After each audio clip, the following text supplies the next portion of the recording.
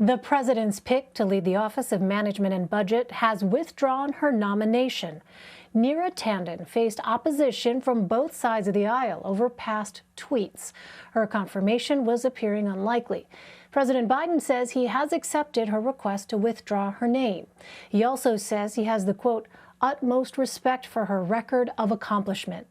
Meanwhile, the president also made a major announcement about the U.S. effort to produce coronavirus vaccines. He said drug maker Merck will collaborate with Johnson & Johnson to make that company's vaccine. And as we mentioned, Mr. Biden says the U.S. will have enough vaccines for every adult by the end of May. Jeff Mason joins me now. He's a White House correspondent for Reuters. Hi there, Jeff. Good to see you. So let's talk about Neera Tanden, because this is a story that had been brewing for some time. The White House late last week said it was standing by Neera Tanden's nomination. What led to her decision to withdraw her nomination, and who is the White House considering to replace her? Well, you're certainly right. The White House did say last week, and has been saying all along, that they stand by Neera Tanden. And despite the blowback that she got from Republicans on the Hill and then some Democrats, they kept saying she's our person and we're going to stick with her. What happened?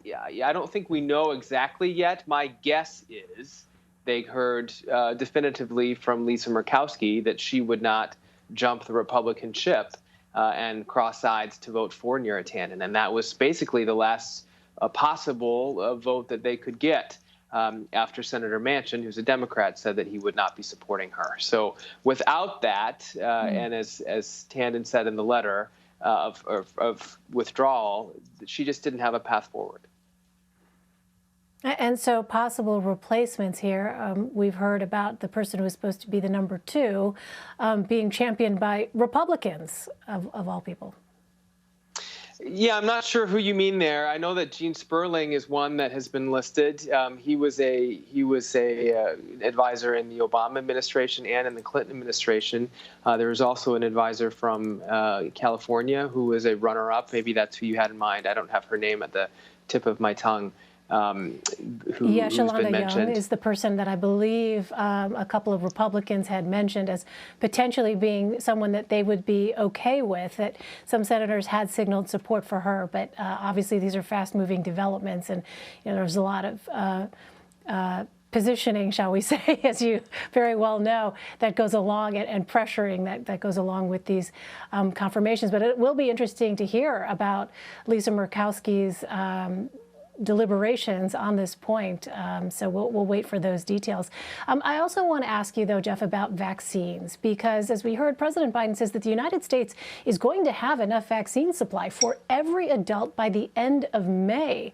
I mean, you think about that, and it's kind of mind-blowing for folks to think about where things were just a few months ago and the prospect of just trying to get ramped up for mass vaccinations, and now the president is saying the end of May. How did the administration get to this point?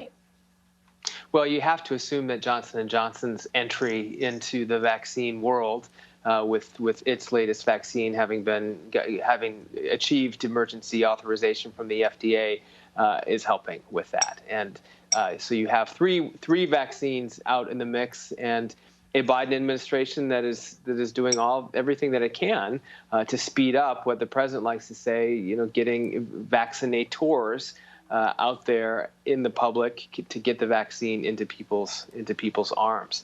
So they've worked really hard. They've said that they came and inherited a mess. There are Trump officials who would dispute that.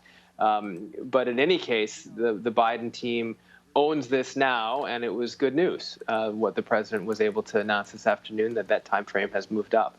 That doesn't mean that at the end of May everything's going to be great, and he made that clear today too. He said that he wants to make clear that people need to keep wearing masks, need to keep washing their hands, need to keep maintaining social distance, and that was an implicit rebuke, I think, of Texas and Mississippi for deciding to lift those restrictions. That's the opposite of what health professionals and this White House have been calling for, despite the good news on the vaccine. Yeah, so the president also called on states to ensure that educators have at least one dose of the vaccine by the end of this month. Now, this comes after the administration said that teacher vaccinations were not a prerequisite for opening schools. So, Jeff, I'm wondering, is the administration sort of changing its position here? Well, it's been a tricky issue for the Biden administration. It's been a tricky issue for the Trump administration, too, but it's been particularly tricky, I think, for the Biden White House to find that line. And critics have said it's because of the huge support that Democrats get from teachers' unions, who have largely opposed going back to school without that vaccine.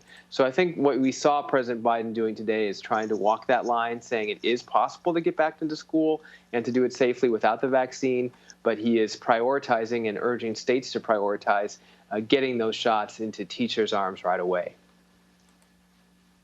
Well, Jeff, President Biden called into a meeting of Democratic senators Tuesday. According to the White House, he discussed his $1.9 trillion coronavirus relief plan. Where do things currently stand on getting the plan passed?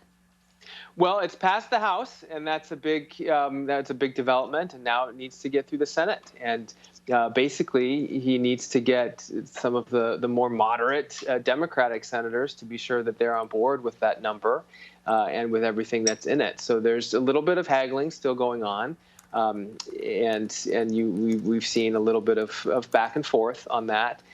Still an open question, although probably an answered open question as to whether or not he'll get Republican support.